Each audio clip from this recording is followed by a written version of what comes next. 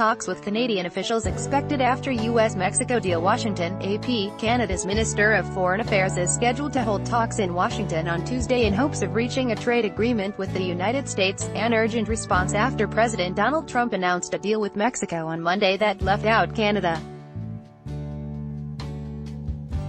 The official, Chrystia Freeland, is facing a tight deadline to keep the three nations that formed the North American Free Trade Agreement 24 years ago together in a trade pact.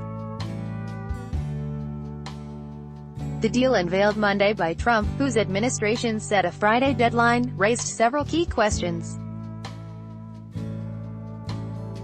Ad choice advertising and red invented by Teads. Can Canada, the United States' second-largest trading partner, be coaxed or coerced into a new pact? Advertisement. If not, is it even legal, or politically feasible, for Trump to reach a replacement trade deal with Mexico alone? And will the changes being negotiated to the 24-year-old NAFTA threaten the operations of American and foreign companies that have built sophisticated supply chains that span the three countries?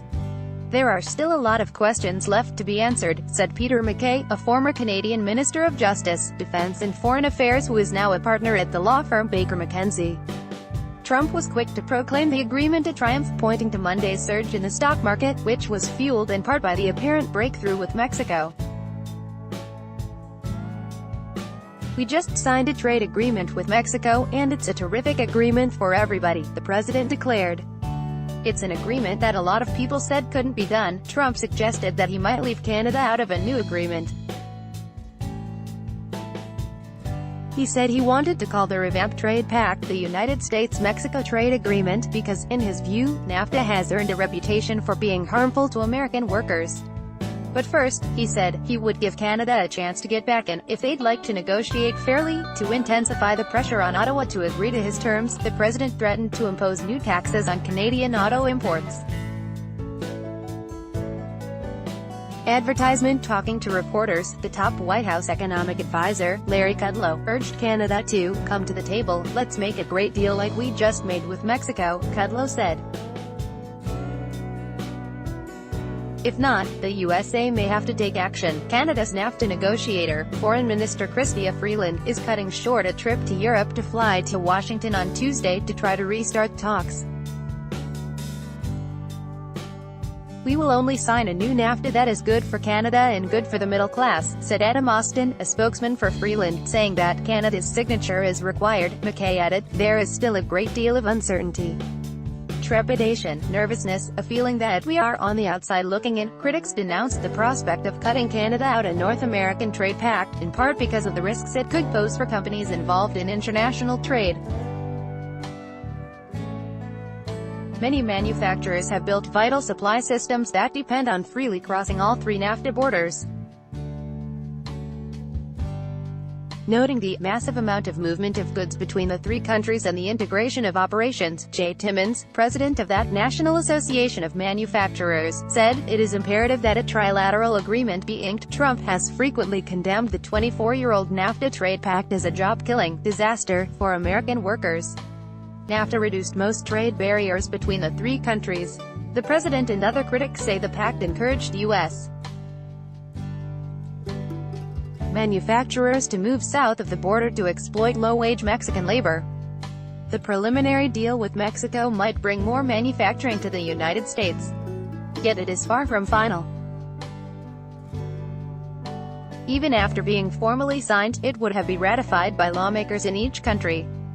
Advertisement. The U.S. Congress wouldn't vote on it until next year, after November midterm elections that could end Republican control of the House of Representatives. But initially, it looks like at least a tentative public relations victory for Trump, the week after his former campaign manager was convicted on financial crimes and his former personal attorney implicated him in hush money payments to two women who say they had affairs with Trump. Before the administration began negotiating a new NAFTA a year ago, it had notified Congress that it was beginning talks with Canada and Mexico. So Monday's announcement raises the question, is the administration authorized to reach a deal with only one of those countries? A senior administration official, who briefed reporters on condition of anonymity, said yes, the administration can tell Congress it had reached a deal with Mexico, and that Canada is welcome to join. But other analysts said the answer wasn't clear. "It's a question that has never been tested," said Lori Wallach, director of the left-leaning Public Citizens Global Trade Watch. Even a key Trump ally, Rep. Kevin Brady, the Texas Republican who is chairman of the House Ways and Means Committee, expressed caution about Monday's apparent breakthrough. Brady said he looked forward to carefully analyzing the details and consulting in the weeks ahead to determine whether the new proposal meets the trade priorities set out by Congress, and the No. 2 Senate Republican, John Cornyn of Texas, while hailing Monday's news as a positive step, said Canada needs to be party to a final deal.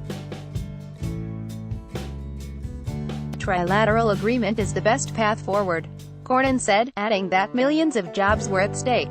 There are political reasons to keep Canada inside the regional bloc. Mexico will have a difficult time selling Trump's deal back home if Canada does not think it is a good deal, said Daniel Ujigzo, a trade attorney with Dickinson Wright PLLC. It will appear that Mexico caved. Indeed, Mexico has said it wants Canada included in any new deal to replace NAFTA. "We are very interested in this being an agreement of three countries," said President-elect Andrés Manuel López Obrador.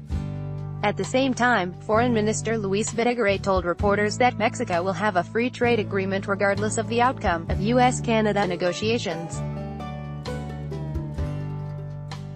The Office of the U.S. Trade Representative said Mexico had agreed to ensure that 75% of automotive content be produced within the trade bloc, up from a current 62.5%, to receive duty-free benefits, and that 40% to 45% be made by workers earning at least $16 an hour. Those changes are meant to encourage more auto production in the United States. For months, the talks were held up by the Trump administration's insistence on a sunset clause. A renegotiated NAFTA would end after 5 years unless all three countries agreed to continue it. Mexico and Canada considered that proposal a deal killer. On Monday, the Trump administration and Mexico announced a compromise on that divisive issue. An overhauled NAFTA would remain in force for 16 years. After 6 years, the countries would review the agreement and decide whether it needed to be updated or changed. They then would either agree to a new 16-year deal or the pact would expire. This story has been corrected to show that the Mexican president is Andrés Manuel López Obrador, not Andrés Manuel López Observador. Gillies reported from Toronto. Josh Boak, Jill Colvin and Darlene Superville in Washington, and Peter Orsi and Mark Stevenson in Mexico City contributed to this report.